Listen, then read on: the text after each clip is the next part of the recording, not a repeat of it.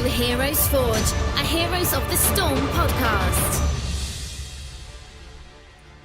What is up, Forgers? Welcome to episode 30 of Heroes Forge, a community-driven podcast all about Heroes of the Storm. This is your show host, Jeff Reynolds, and as always, I am joined by the creme de la creme of podcasting co-hosts. It's Kristen Ashton. Hello, Kristen. How are you? Bonjour. Ça va, Jeff? I wish I knew any French, because then I would speak it back to you, but all I knew was creme de la creme, and I looked it up online. So. Oh, but you've got to know bonjour from Beauty and the Beast, right? Yeah, I do. I know bonjour. I know a few other words like creme brulee. Oh, yes. Derriere is another one. Another Is fun it? French word. It is. There's a lot of French words out there, I'm telling you. They need a French hero in Heroes of the Storm. Oh, could you imagine? Oh, maybe he could be, well, maybe his fun skin would be a mime. Absolutely. And then he traps other people in invisible boxes. You wouldn't even know. Suddenly you'd be stuck in an invisible box and you'd realize they were telling the truth this whole time. There actually is a box that you can get stuck in. I actually really like that idea now that we just came up with it of being stuck in something that you don't know where the end is, like an invisible box. We have got to implement that into something in the future.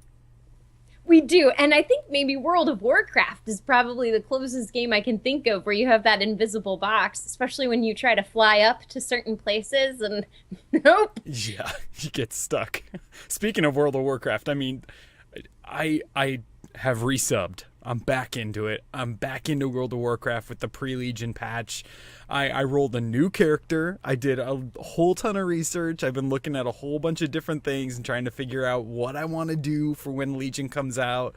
I kind of fell off the bandwagon for a long time there with Warcraft, but I am so stoked for Legion. It looks really cool, and I'm really excited. Kristen, you're prepping. I know. You've been doing streams about Warcraft. I have been, and I am beyond excited because BC was when I really, really played that game hard. So for Illidan to be brought back, my little nerd heart is going pitter-patter. But enough about that. Who did you choose? What's your character? What's their story? I've just started. I got to level 15. I played it a bunch today. You know, I'm just questing, going through. I don't know a whole ton about this new dungeon finder experience thing where you can like queue to get in dungeons. I just hit 15, which is the level that unlocks. So I'm really excited to go back to some of these other dungeons I remember playing at low level and replaying all of that again. And I went with an enhancement shaman. An enhancement shaman? So why did you go with a shaman? And why enhancement? You know, I was thinking that you would love this because, you know, we always talk about on the show, even when you played Diablo, you just liked to be the one that just came out and just wailed, you know, like a barbarian status. That's what this feels like to me. This shaman dual wields, you know, you got two maces and you have, you know, they're all like empowered with the elements and you're going up there and you're just whacking on stuff and it's different than I never played a shaman before, so when I was doing my research, everyone's like, oh, these shamans, you know, they're getting redone, this looks really cool, it's going to be really fun, so I thought, yeah, why not roll something different, and it's turned out to be really fun so far. I mean, I'm not burned out yet, of course, because I just started, but it's a blast, and it's a different way, because I had played a hunter back in Vanilla and Burning Crusade, which had a completely different feel, obviously, than a shaman does, so I mean, I'm excited to play, and I actually rolled an alliance character. Oh no, I don't know if we can talk anymore on this podcast. I always played the Horde, and now I'm like, you know what? I'm going to try an alliance character. I'm going all new with all this, and, you know, from what I read and what I see, this is more about Azeroth than the factions, right? So I'm excited to fight that Legion, get out there, and you know, I'm just really excited, and I'm hoping that before the game launches, I can get to the highest level. I know I have a character boost to get me up, but I feel like that's not the best way to feel how your character plays. You got to level it all the way through, and I know it's going to take a serious amount of time, so that's going to be my focus for the next month. What class are you playing?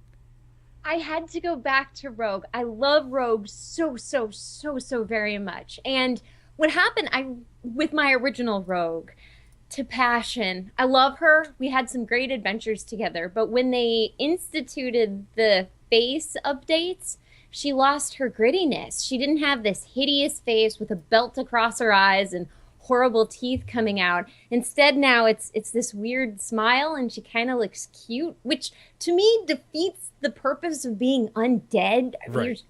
you're a rotting corpse, for crying out loud. So I rolled Yeah. a new one. The jaw's missing. It's a metal jaw. She's got pigtails. Why not? I decided to embrace the fact that, well, I guess they were human once, so I might as well have a little cutesy factor there. And she was a pirate captain back when she was alive, but she died. Cannonball took her jaw, used the iron to craft a new jaw, put it back on. And so she's out to find another crew, another ship, and everything. And this outlaw rogue feels so piratey. The new sound effects are great with the saber slash, but what I really love is now you have pistols. You have a pistol shot, which is a basic hit. You can use it to pull, kind of like your dagger throw used to, except pistol shot actually does real damage, and it gives you a combo point. And then there's something called Between the Eyes, which is pretty much a finishing move with a gun. So you could fight ranged with pistols the whole time if you want to, or mix it up and do your slash and dash. I'm a pirate, and then blunderbuss right between the eyes. Yeah. First off, that all sounds amazing. What really sounds amazing is the backstory that you've created for this character. That is perfect HeroesForge material right there. I gotta come up with a backstory for my character now. Okay, that's my goal for next week, is I gotta come up with, why am I fighting this fight? Why am I out there? What am I doing? Okay, challenge accepted, because yours is legit. And I bet from what you're explaining, I never played a rogue in WoW either. I mean, I was all hunter all the time. So that just sounds really fun too. It really, really is. But so what's your race? What's your name? Draenei. And my name, I didn't come up with like a fancy Draenei name. It's just Dark Solo is my character's name. So I need to use that into something. I should have come up with a real name. I don't know. I got all nervous. I was just nerding out, and I was like, you know what? I gotta get something. And I tried all these names in there, and none of them worked. Of course, I tried a forum of like 6 different ways of saying Davy Jones, because I'm obsessed with Davy Jones, and none of that worked. So Hey, I think Dark Solo works because maybe it's not Han Solo, but if we're going back to nerding out World of Warcraft, our younger years, I think Dark Solo is as close as you're gonna get to one of those. Oh yeah, I'm a badass emo yeah. who's gonna play World of Warcraft as a Draenei, and my home was destroyed. But you know what? I'm gonna be better. Yeah, we have spaceships. So We're from space, it's hard being an alien, but we're gonna do it. I'm gonna do it. absolutely, Dark Solo it is. I can't wait to level it up and to get in there and play some more. I mean, the Blizzard games are exploding right now. I mean, we haven't had a chance to talk about Overwatch a whole lot, but the new character in Overwatch, She snipes you with heels. I know, she snipes you with heels, and I saw a couple really funny comics that people had drawn, the mom that snipes you with heels. I think it's a really cool, and I dropped into it a little bit today to kind of get a feel for it, and it feels good. Have you had a chance to play her at all? I haven't played her, but I did play with her. And she's got such a cool style. So I've tried to hunt her down a few times because I did Brawl, where it's just the tanks and then the only healer is Anna. And trying to kill her is challenging. She's Yeah. actually got some nice longevity built into her. Yeah, absolutely. And the whole tranquilizer dart and stuff, I mean, that's really cool. It's different than what we expect from a support in the game right now. It is. And even though tranquility, the sleep that you put into can be frustrating, it's amazing how your team will gather around you. I'd say more than 75% of the time, my team saw that I was asleep and either immediately saved me by waking me back up, or they pushed forward until I was up again. Rarely was I ever put to sleep, surrounded, and then killed. Yeah, absolutely. And that really has a MOBA feel to me.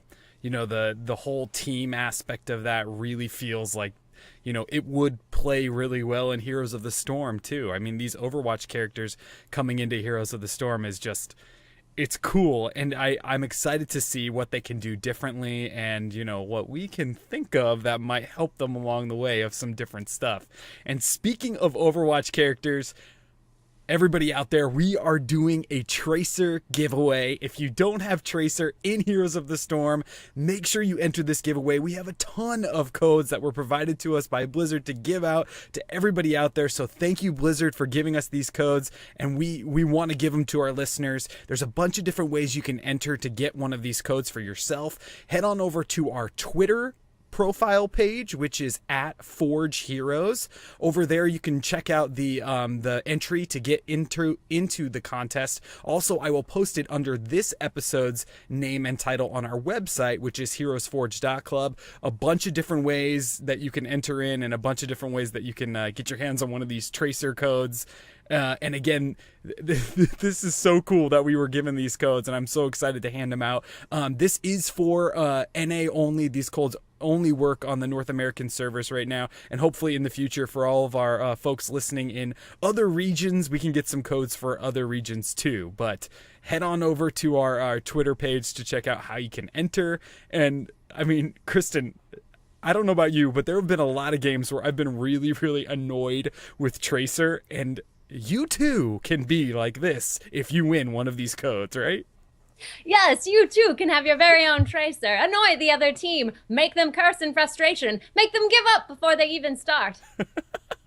Absolutely. Announced like a 1940s radio announcer. I love it. Tracer codes. Enter now to win. It'll go live at 9 o'clock tonight. This is Sunday, so check it out then. Kristen, what other games are you playing right now? Well, right now, I just started Metro 2033, which has blown me completely out of the water because I had no idea what to expect. It takes place in Russia. There's been a nuclear winter. It's cold outside. There's radiation everywhere. And apparently, aliens or mutants or giant monsters from who knows where. And then I had this weird tunnel vision moment where there's maybe a good monster collecting souls or ushering souls to death. I'm not sure yet, but it's a lot of fun. That sounds really cool. I haven't even played that game. I see it all over the place. I mean, it's all over all of the stores, Steam, Xbox, PlayStation, the Metro logos and stuff, so I'm really curious. And our notes here say that you're playing This War of Mine too? Correct. I just started that the other night on the horror stream because the horrors of war, after all. And that one, it's unique in that it's a type of game I would normally play by myself because it's not super fast paced and it takes a lot of concentration to kind of figure out where you need to allocate resources and what you need to pick up and build. So I'm having fun learning how to play that on stream in a way that keeps it entertaining. Yeah, I totally know what you're talking about. I played This War of Mine. I've played most of the stories on that, and I really dig it, but it is got to be hard to play on stream. I mean, you have to figure out how to work that game, how to work the system, how to make decisions, and it's one of those games where you're not going to win the first time you play it. I mean, and there really is no way to quote unquote win. It's just staying alive and surviving and making these choices. And for everyone out there that doesn't know, it takes place in this, post-apocalyptic war zone, and you basically are just a house full of survivors, and you're trying to survive. And what you have to do is go out to all these places and do things that might be immoral, and try to get food or rob people so that you and your group can stay alive. But how does that affect you, and how does that affect the people that you're staying alive with? It's a really cool game. It's on Steam. Pick it up, and I know they're constantly releasing other stories for it too, so it's going to be a pretty well supported game. It's a lot of fun. I do recommend it, but that learning curve to get into it can certainly be challenging. Yeah, it's fun to lose sometimes, to try to figure it out. I mean, some people just have these emotional breakdowns in the game, and it's a very, very interesting psychological thriller at some points. It's perfect for your horror stream. Love it. So cool. Lots of stuff happening. in the video game world as always, but this is Heroes Forge, and if this is your first time listening to the show, welcome. We are so happy that you're here. We're so happy for everyone that's come back to listen to us again. We are a podcast that is dedicated to the community of Heroes of the Storm. What we do is we take characters that are living in other Blizzard gaming universes and imagine what they would look like if they were implemented into Heroes of the Storm. And there's a plethora. There are piles and piles and piles of well-developed characters out there in these games that we want to see what they would look like if we could play them in the Nexus. So I think we can officially say, let's forge. Let's forge.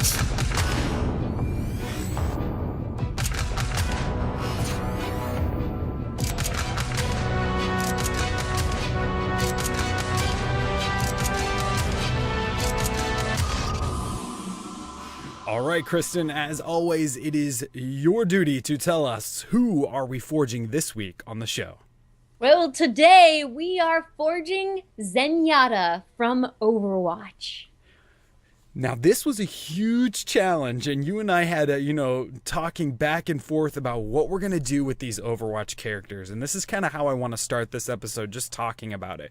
Because what we have seen with Tracer, who is the only current Overwatch character inside of Heroes of the Storm, is that they were not afraid to directly port her kit from Overwatch into Heroes. I mean, she plays almost identically to the way that she plays in that first-person shooter. Obviously, it's a MOBA, so it's, different in that respect, but it's got the same sort of reload mechanic, the same ultimate ability, the same abilities with the jumping back and forth, and her teleporting and rewinding is all very, very, very similar.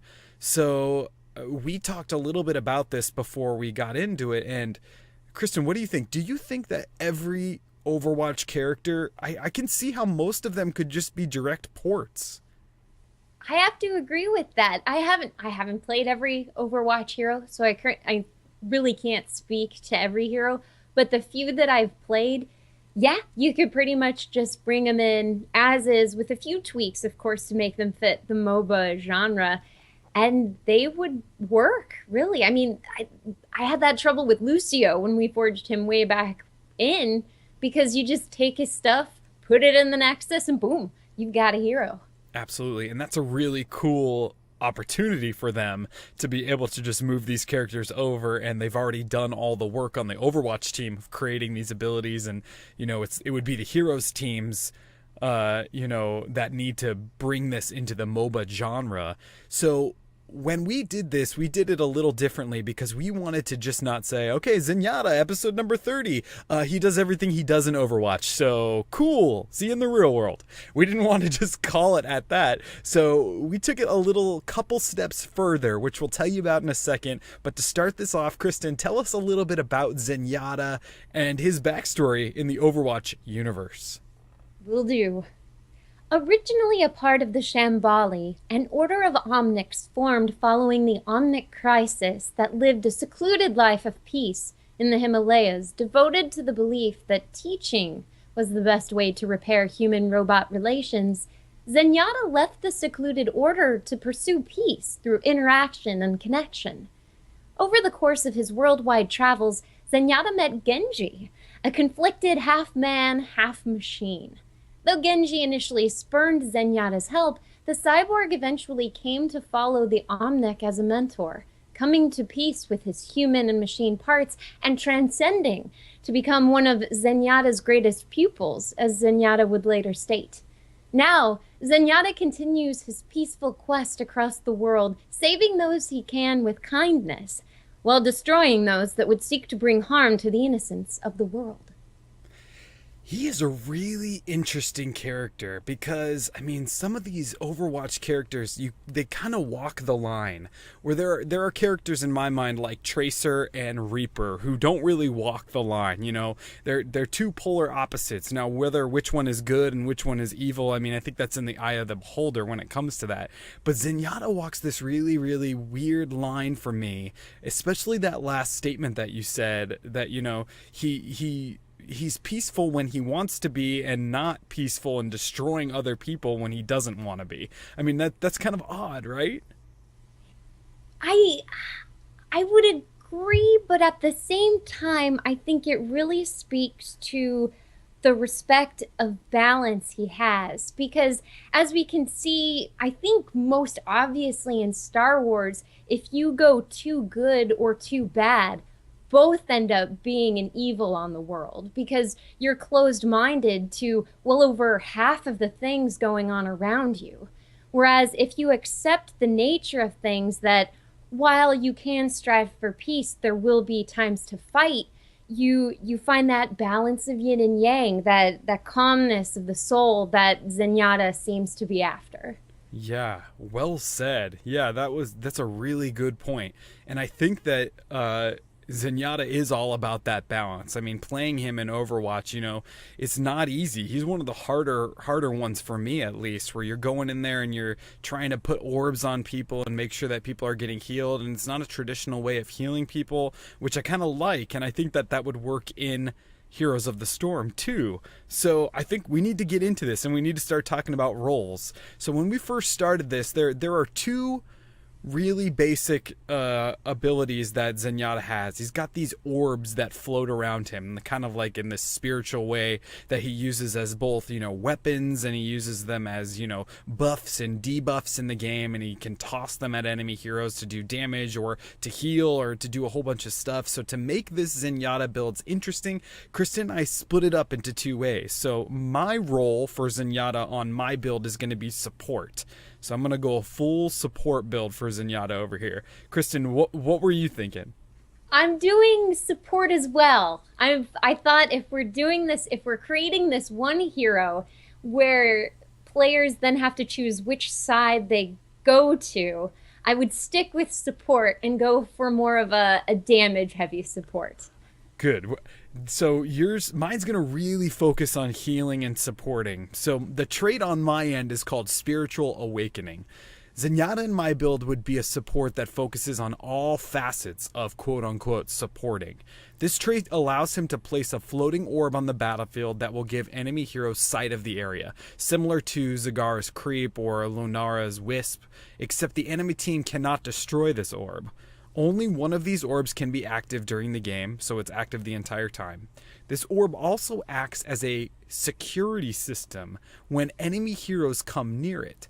The minimap will flash and warn the enemy team of an intrusion in the area. This can be turned on and off by the Zenyatta player by pressing D.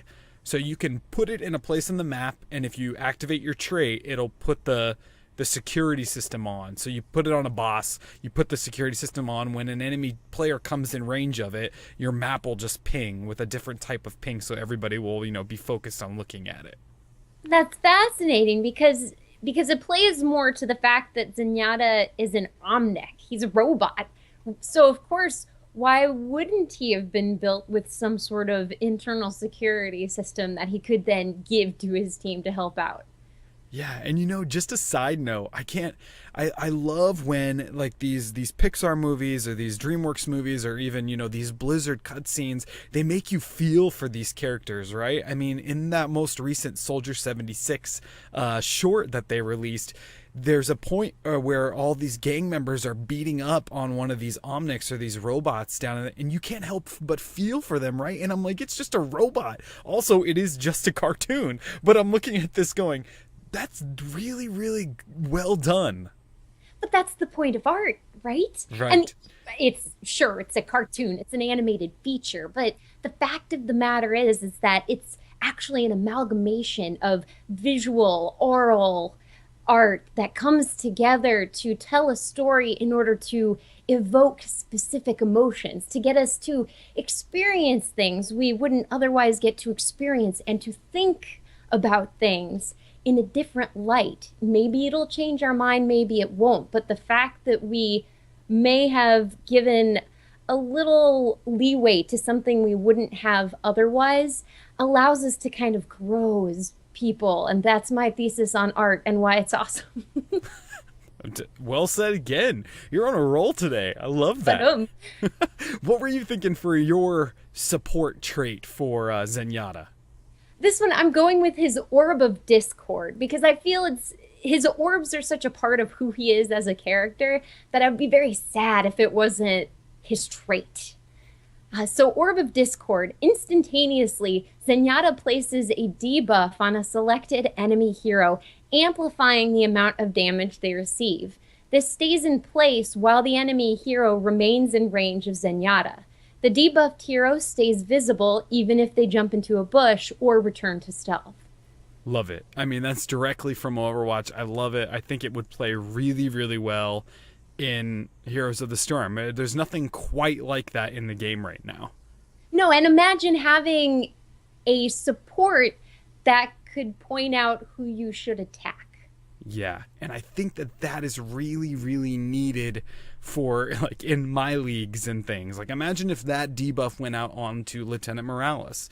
It would just be a green flag for the whole team to start attacking Lieutenant Morales rather than Joanna or Artanis in the front line. You know, I think that is a really cool idea that will help players in my league, and then, you know, in the top leagues, you know, it'll really, really cohesively bond all these people together just to know who to attack, and there is no confusion.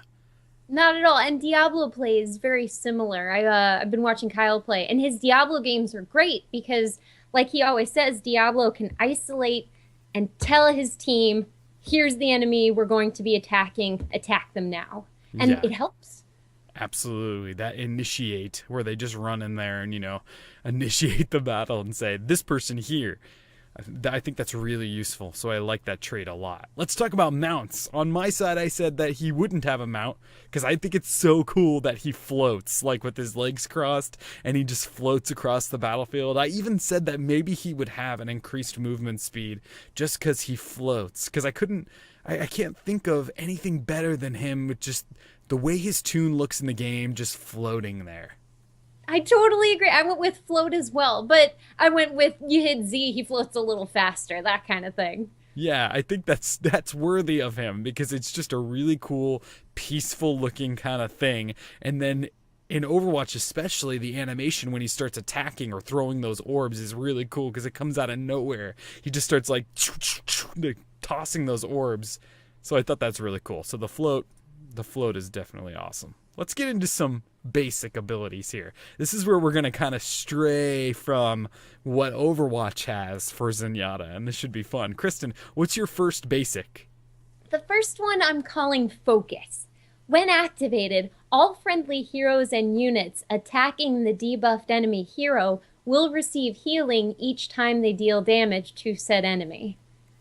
Great. Oh, even more of an initiate right there, where you're just saying, really though, if you want to get healed, attack this guy. Also, this goes back to our whole Stokov conversation about how you're putting the healing inside the hands of the other players. You're saying, if you want to get healed, you've got to do this. You know, it's not up to me. And I can't lie, that's exactly where I got it from. I was just so inspired by the fact that, hey, instead of giving someone else the responsibility, why don't we just give the heroes more responsibility? Yeah, I really like the responsibility thing, as we all know from previous episodes.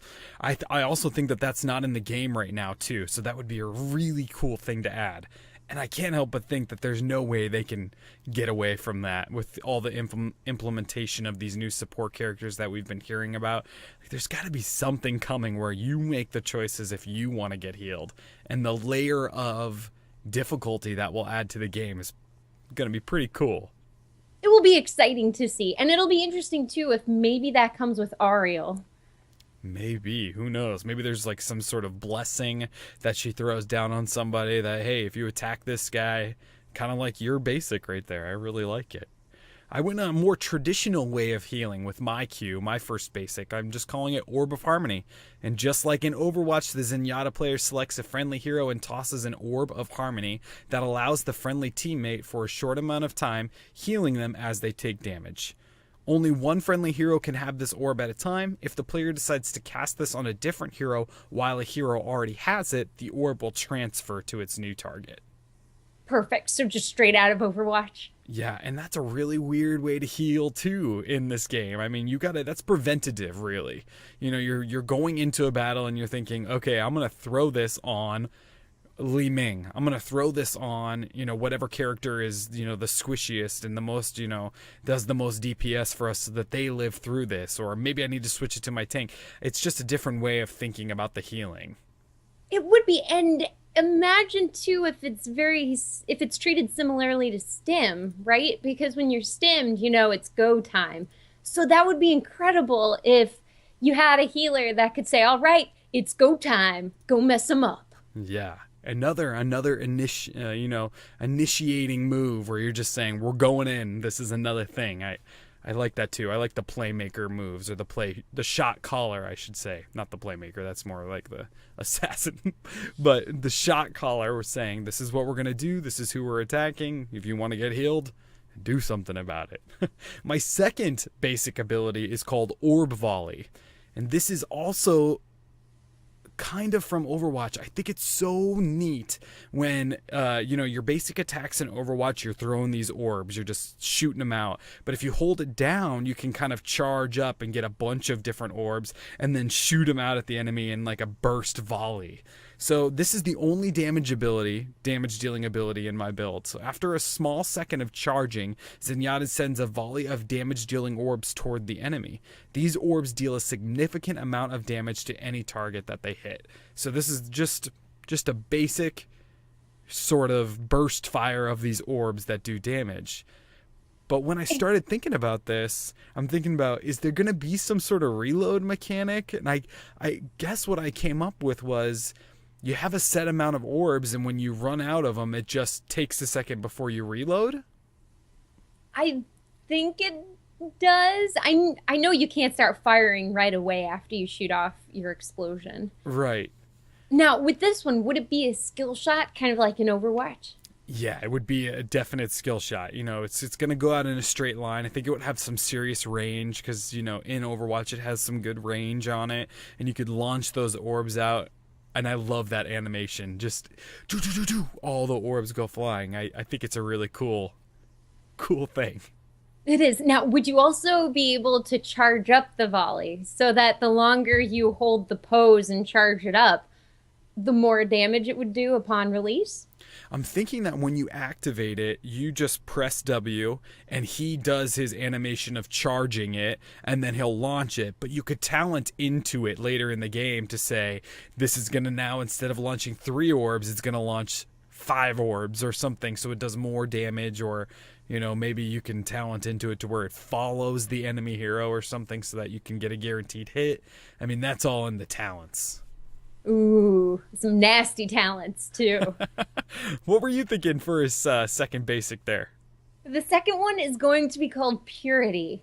When cast on target hero, it cleanses any current poison damage and protects them from future poison damage for a brief period of time.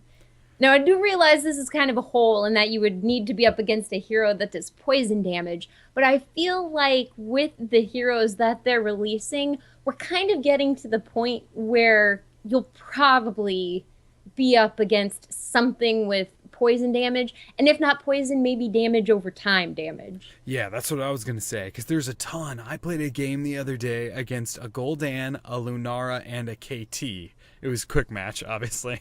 So, just so much damage over time. 3/4 of your health can be there still, but is going to be gone. And I think that's great. My personal opinion on this is that they can't be limited to creating heroes without abilities like this, because we're going to get to this point where you're going to start drafting, and if the enemy team drafted a Gul'dan and a Lunara, Zenyatta would be a great pick. It would be something that would counterbalance everything, and then there'd have to be a counterbalance to Zenyatta eventually. And when we have, 300 heroes in the Nexus, that'll be a thing. One would hope.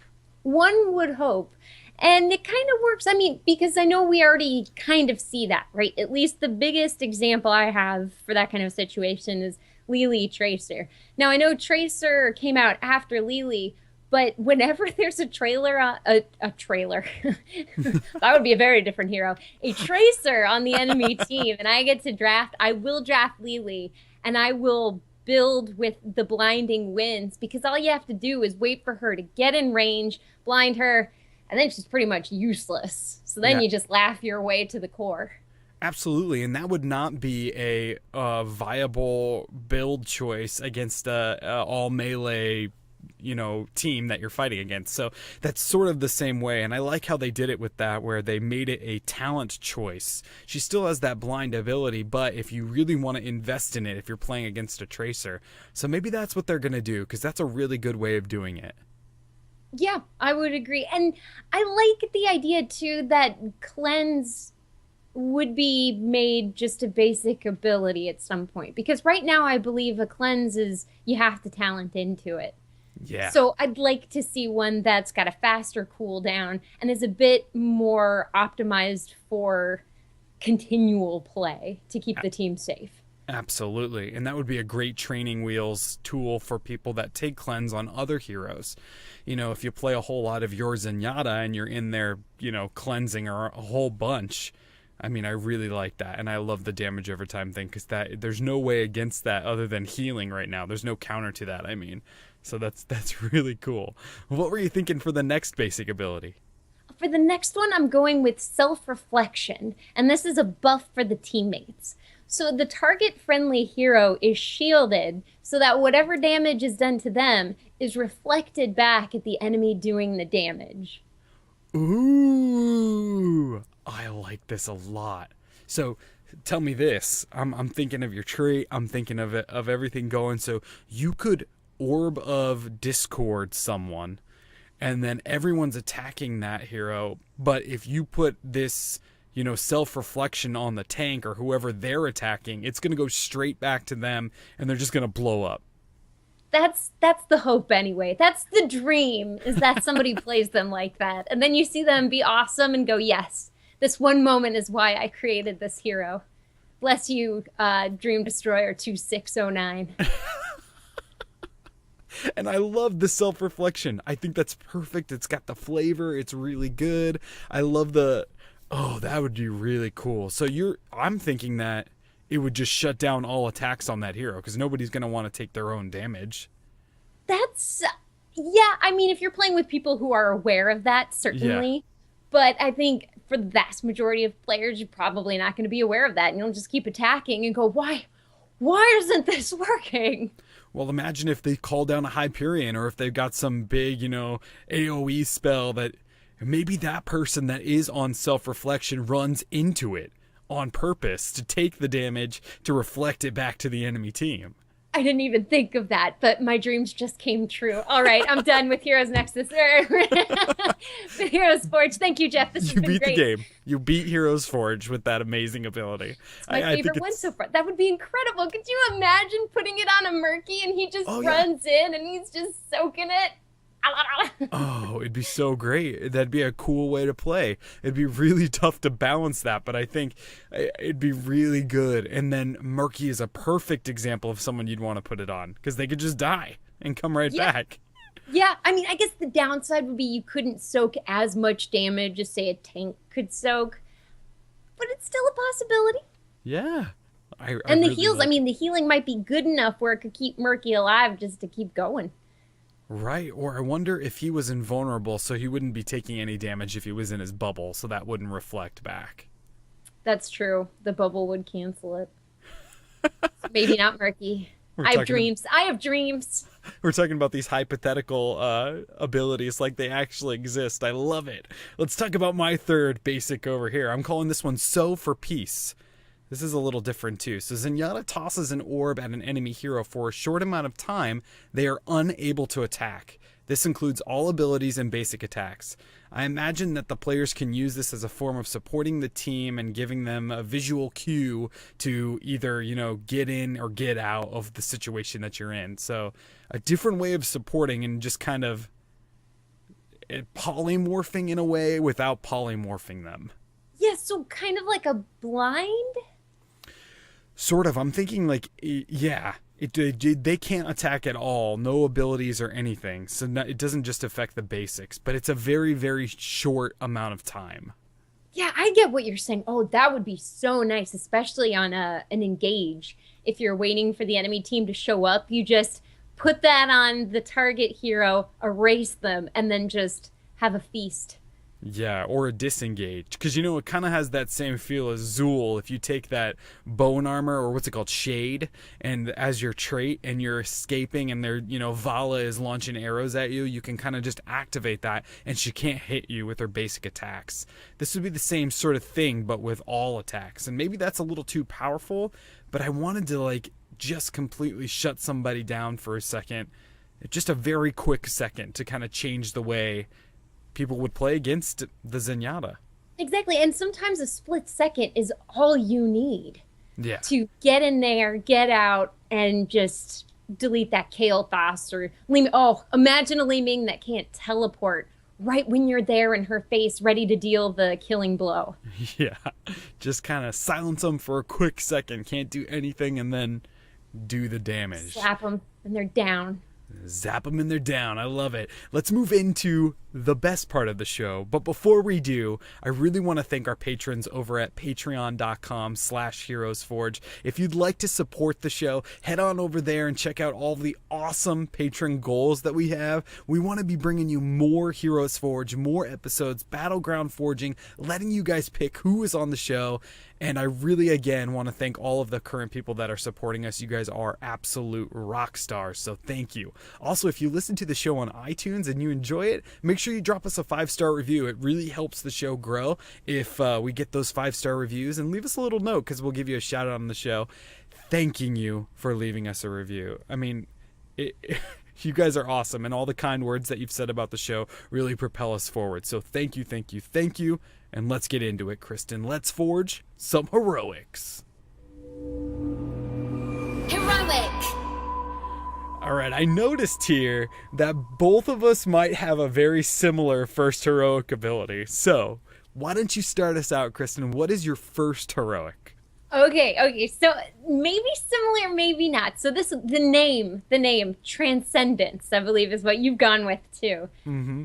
But with this Transcendence, you would transcend to the next level, and all nearby heroes are merged into one being that is controlled by Zenyatta. All friendly heroes still have access to their damage-dealing abilities while a part of this giant orb of being. However, Zenyatta does not. Instead, he pumps out massive amounts of healing while controlling the movement of this team ball toward the enemies to either certain victory or away from the enemies to prevent certain death. Completely different. I didn't read yours because I don't like to spoil it for myself. That is incredibly different than what I was thinking. Okay, so you're basically forming this massive, like, Voltron, you know, of all the heroes, and they're getting together, and you're becoming a huge Cho'Gall, basically. Exactly, except instead of having a body, I envision this thing kind of like Zenyatta's Overwatch Ultimate, and that it's a giant glowing sphere of power. Yeah. For lack of a better word, power. I love it. Exactly. And I mean, I kind of got the idea too, because Evangelion, at the end of that one, it was about transcendence and everyone potentially merging together into one being, because there's this whole concept that being able to merge into one being with someone else means that you've totally let go of your ego, which in some instances is viewed as the evil of the world because it's that selfish indulgence. But if you can rise above the selfishness to join with others for a greater cause, you have transcended. Absolutely. So tell me a little bit more about this. So is it global? So no matter where the other heroes are on the battlefield, they combine? Or are you thinking there's a range to it? Like you have to be in this range, and if you're not, you don't get to be a part of the, Zenyatta Voltron. Let's go with at level 10, you have to be nearby to become part of the Zenyatta Voltron. But at level 20, you can make it global. So they can just suck you in, even if you're in the wrong lane. He's going to pull you in, and then you guys are launching off all of your basic abilities and stuff. Can you launch your heroics too while you're in this field? That's a good question. I think being able to do the heroics might be a bit OP, but maybe there's a lesser version of the heroic that can pop during this. Cool. I think that's a really heroic idea. I think it's really cool. So you're saying you could chase him down. So do you have basic attacks? Um, I'm. I don't think I decided that yet. I'm gonna let Blizzard decide that one for us. I want to say yes because that would be really cool, especially if you have abilities that have long cooldowns. But it might be too much. I don't know. I've never transcended before, so I'm still trying to figure out the game. Yeah, maybe Zenyatta has a basic attack during that time. Like character has like a ranged basic attack, and then everybody's launching off all their abilities and stuff. That would be just a really cool visual to see everybody just get sucked in. You know, what does he say in Overwatch? Like, gaze into the iris or whatever, and then experience transcendence. Yeah, everybody would just that's really cool. My transcendence is similar to the Overwatch heroic. The Zenyatta player becomes invulnerable and generates an aura that heals friendly heroes in the area. But my question when I was coming up with this is, how can we make it different than Lily's ult, you know, where she just is healing people in an area? So I'm thinking that with the added invulnerability of Zenyatta, the ability in Heroes of the Storm would not heal Zenyatta himself, just friendly heroes in the aura. So this will give the Zenyatta player more freedom with his positioning than a Lily would. Oh, so you're saying Zenyatta would become invulnerable. Yeah. But while invulnerable, he still wouldn't be healed. He just wouldn't be able to be interrupted. Correct. So he's invulnerable and, you know, unstoppable, but he can still body block. So this is what I'm thinking. Like, if somebody was going down, or if you were going down yourself, you pop this transcendence and you kind of like move your body to be floating in front of someone or taking a hit for someone because you're invulnerable. I like that idea because you could become a tank for a short period of time, give your tanks a break so that they can fully heal, and that they probably wouldn't need to use their abilities for a brief period of time to get a little bit of mana back maybe, but probably not too much. Yeah, so I'm picturing, just to make it different than cups, you know, when all the, you know, just healing, I wanted it to feel a little different. So that's what I came up with to just make it a little different. But my second heroic is way different. I'm calling it Orb of Enlightenment. When this ability is selected, the Zenyatta player has a new passive ability. So this is a passive heroic. A new orb is constantly floating above Zenyatta. This orb allows the friendly team to see an icon above the enemy heroes in the game.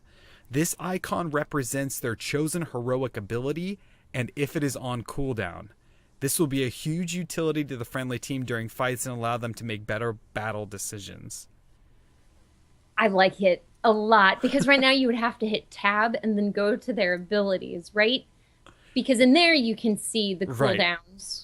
Right. Yeah. So this is like while you're in battle here, you're seeing like, okay, ETC's coming in and he's got Mosh Pit off cooldown. I can see that. And, you know, he's coming in and, you know, the Hyperion could come in at any moment. And then the enemy team knows they can see all of our heroics. So you can try to bait heroics out of people. You could do a whole bunch of different stuff. I love it. And I love baiting heroics out of the enemy team because it's just, it feels so good to have them know that they wasted their heroics because your team was patient. You sucked up the damage as best you could. No one died. You played smart. And then once they're helpless, you just push through. It's such a good feeling. Yeah, I had a game the other night where I was playing and it was just me, and I was down in the bottom lane, and they had just hit 10, and I was sort of farming to kind of get more XP to get us to 10. And, you know, 3 of them came in, and just to kill me, they all popped their heroic. I think it was Zool. It was a bunch of characters just came in and they killed me. So I went in chat and I said, engage now, because we had just hit 10. I said, nobody has heroics. So then they came in and just swept in and, you know, wiped them all out with our heroics. So I think that knowledge on a casual player basis. Now I understand that it's different with these esports teams that, you know, they basically it's their life, so they study, the cooldowns for all of the heroics, and they keep it in the back of their mind, and they have to constantly be thinking about it. So maybe this wouldn't be so great of a choice for someone that, has it on lockdown. But I feel like this would be such a useful tool. It would, and not only knowing their heroics, but knowing which heroes specifically are vulnerable is also really nice, because how frustrating is it to go in on a monk who's almost dead and then he uses Divine Palm? Yeah. That is so infuriating. And I know it's my own fault for not waiting to see it go off. I should have expected it, but gosh darn it. Yeah, absolutely. I think that's a great point. Going in there and knowing what's coming at you or what isn't. Like, oh, they don't have a Divine Palm right now, or Lily doesn't have the cups. Let's get in there. And it's not something you'd have to tab into so that you can see it. So it'd just be right there. So maybe not heroic enough, but just a really cool idea to. Oh, I think that's seal of approval heroic right there. That would be such a cool thing to have. It'd be neat. What were you thinking for the second heroic ability? The second heroic is called Existential Crisis. Now, because he knows true peace, Zenyatta also understands how to cause true suffering. Reaching into the minds of all enemy heroes within his radius, Zenyatta connects himself to them with a mental tether, whispering words of doubt in their brains. During this heroic, all enemy heroes affected have a 99% chance to miss all ability and basic attacks. They also move 30% slower, as they are doubting their ability. Oh, I love that. That is a really cool idea. Oh, he's just playing with their mind strings. Exactly. And visually, I like the idea of ghost, wispy, tentacle type things, all originating out of Zenyatta's head, but then visually connecting to the heads of the enemy heroes in range of this. Yeah, and I wonder if the enemy heroes would have some sort of overlay that would pop on their screen to show that they're being affected by this. Maybe the sides of the screen are kind of wavy purple stuff or whatever, to just show that their minds are getting played with. Exactly. And that would be perfect, because we've got that with Stitches, right? When he engorges you, get that. You can still see things, but you've got a little border around your screen to let you know. Yeah, that's a really, really neat idea. Oh, and so powerful too. I mean, the movement speed decrease is huge too. And that's what I like, because they'd be neutered with their ability to do damage, and also neutered with their ability to get away. So even if they could use an escape ability at this point, the 1% it goes off, they still wouldn't get very far. Right. Oh yeah, and then if it did go off and they're really happy that their ability went off, they'd probably die anyways. That they would. I mean, the hope would be with this one, you could at least delete one person. I would imagine in order to keep it realistic, it would need to be short, just so you can't turn it on and that's an auto wipe for the enemy team, but long enough that you could delete one person if everyone was focused enough to do so. Yeah, absolutely. And I mean, that's more than what can be said for some heroics out there. I mean, Zul's heroic, the one where he sends the poison nova out, I mean, that could miss completely. And that's a huge, or it could hit everyone. So I mean, that's got the same kind of feel where, you got to chance it to see. But with your heroic, I love it that that's a guaranteed, almost guaranteed that you'll get somebody out of this. Almost. You have that 99% chance. There's still the 1% they could get away. Just giving them hope. Just when they got out, they pull them back in. I love it. It's great. Let's talk about some specialty skins for these characters. This is the part of the show where we just pick a really random, fun, cool skin that we might want to have Zenyatta if he was in the game. Kristen, I want to hear yours first. What was your idea for a specialty skin? I'm going with something called Zenyatta. So instead of a machine, Zenyatta is an all-powerful genie. Rub him 3 times to be granted a wish. That is great. And I mean, because I wanted to keep the floating going. Oh, the floating is great. Great idea. And, in Overwatch, he does have a genie or like a sultan looking kind of skin where he's got that like head wrap and the feather and everything, and it fits his personality really well. It does. It's that kind of oriental Eastern, East meets West, but more Eastern feel to it. Yeah. I think it's a really cool idea that you had the genie, and it would fit perfectly. You could almost just toss it in there anyways, because he's almost like a genie, in that whole aspect of, his magic and that kind of stuff is really cool. Mine is less less accurate. I'm saying that he would be Monk from the hit TV detective series Monk. Obsessive, compulsive detective. Monk.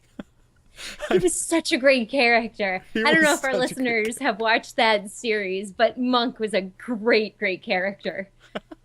So I'm thinking like instead of orbs, maybe he would throw like napkins or something, because he was in the show. If you haven't seen it before, he's like afraid to touch anything because he's, got a hypochondriac and all this stuff. So I just liked his name Monk because Zenyatta really embodies that whole idea of like a peaceful monk. So that fit well. But before the show, we're just sitting here bantering back and forth, and we said, why not Zenyatta the Pinata? Zenyatta the Pinata. And he has a trail candy. of candy wherever he goes. Lots of candy. So instead of throwing orbs, maybe he's throwing candy, and he just looks like a pinata. It's the things we come up with on this show. I mean, that's one of them. Zenyatta the Pinata. I love it. And on that note, definitely, most definitely, this hero has been forged.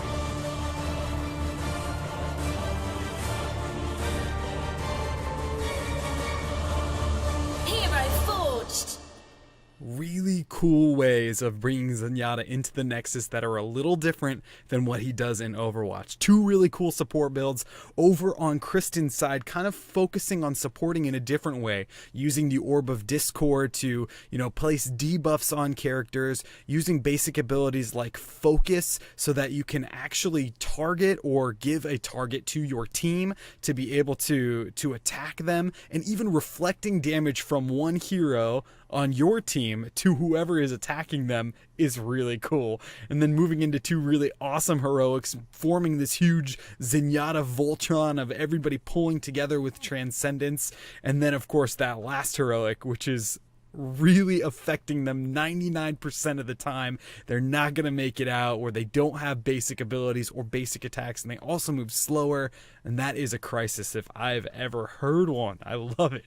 On my side, it was more focused on healing with the Spiritual Awakening, giving people the ability to have sight on the battlefield, the Orb of Harmony straight from Overwatch, along with the Orb Volley, which was also from Overwatch, sowing for peace and allowing characters to allowing the Zenyatta player to kind of freeze characters' abilities to do basic attacks or any sort of ability, and then the Transcendence straight from Overwatch, and also the Orb of Enlightenment, which gives the Zenyatta team the ability to see the enemy heroes' heroics and their cooldowns, and then of course our awesome Zenyatta the Pinata skin. Kristen, Zenyatta, the way that he is in Overwatch, I think would work in Heroes of the Storm. Of course it would, but what else could we do with Zenyatta now that we know how he plays in Overwatch? Because they're two different games, really. So I don't think it's that far beyond imagining that when we bring Overwatch heroes to the Nexus, they would end up taking on a different flavor altogether, still retaining their characteristics that make them unique, but otherwise testing out other things that work great in MOBAs, maybe not so much in a first-person shooter. Absolutely. And I am happy to know that at least I think I know that the Blizzard team is aware of it, with the whole implementation of the Nova skin that is Widowmaker. They're aware that there are characters that are very similar. Whether they're exactly similar or not, or they deserve their own hero or not, is debatable, but they are thinking about it, which I think is a huge step in the right direction. They are thinking if these characters are worthy of their own hero or not. And they're, because there are a lot of similarities with, Vala and Reaper is one that I hear a lot. But Zenyatta is one of those that I think could live in this world on his own. And I hope that they change things on some level, and I hope they don't on others. I don't think they can go wrong in a way. No, and like I said, they have the basic kit. I would just like to see how else they could take it so that you're not just playing Zenyatta in two different games. You're playing two different faces of Zenyatta in two different games. Absolutely, which is really cool. And it's a really cool thought to think that they have the ability to make it different too, or the same. Who knows? I mean, I'd love to play it either way. I know Zenyatta is a really cool character, and I would love to see him in the game. Kristen, I think that's going to be it for the show. Where can people find you in the interwebs? In the interwebs, people can find me at Dream Destroyer. That is DRMDESTRYR over at Twitch, Twitter, and YouTube, and also my health and fitness blog, battletobebetter.weebly.com. Battling to be better. Have you announced your cosplay for BlizzCon yet? Yep, I think most people know, but going as the starter female barbarian from Diablo 3. That's some big shoes to fill right there. It is. I think my feet are a little too small for that. So if anything, it's just going to be a tinier version of the starter barbarian because I am not tall enough, nor am I thick enough. But hopefully, with time, my thighs will be worthy of the female barbarian. I can't wait to see it. I can't wait to see everybody. And, I love the cosplay at BlizzCon. It's so cool. People spend some serious time. So kudos to you for getting involved in that. And it's really, really cool idea. Cool. Let's remind everybody that we're giving away tracer codes. We have a bunch of tracer codes. The contest will go live tonight at 9 p.m. Check out our Twitter page in order to enter into the contest. And also, I'm going to post this on our website. Our website is HeroesForge.club. Over there, we have all of the previous episodes that we have recorded. You can check them all out on the Forged Heroes tab at the top. And for the Tracer contest, click on the Zenyatta post, and you'll see a link to enter into the contest. A bunch of different ways to enter in there, and it'll tell you all about it. You can follow us on Twitter. Our Twitter handle is @ForgeHeroes. Over there, we announce the hero that we're forging the week before, so you can get a little insight on what's going down on Sunday night at 7 p.m. Pacific. And we stream the show live on twitch.tv/Amove TV every Sunday night at 7 p.m. Pacific. You can catch us out there and hang out in the chat. We have an awesome chat room, and they're always shooting us ideas, and they're really, really awesome. So come and join them. Also, you can download the show on iTunes or your favorite podcasting app. If there's a podcasting app that we're not on that you want us to get on, let us know and we'll do our best to get on there. But we're on Stitcher, Google Play, iTunes, and the RSS feed is posted on the website as well. Make sure you head on over and check out the video of all of the live recordings on our YouTube channel, which is youtube.com/HeroesForge. And make sure if you like the show and you'd like to support us, you can check out our Patreon page. And again, that's patreon.com/HeroesForge. I think I got it all, Kristen. I think you got it too. Because it reminds me of Ace Ventura, Pet Detective. Remember where he explains the thing, but he does the... Yeah, I should do that.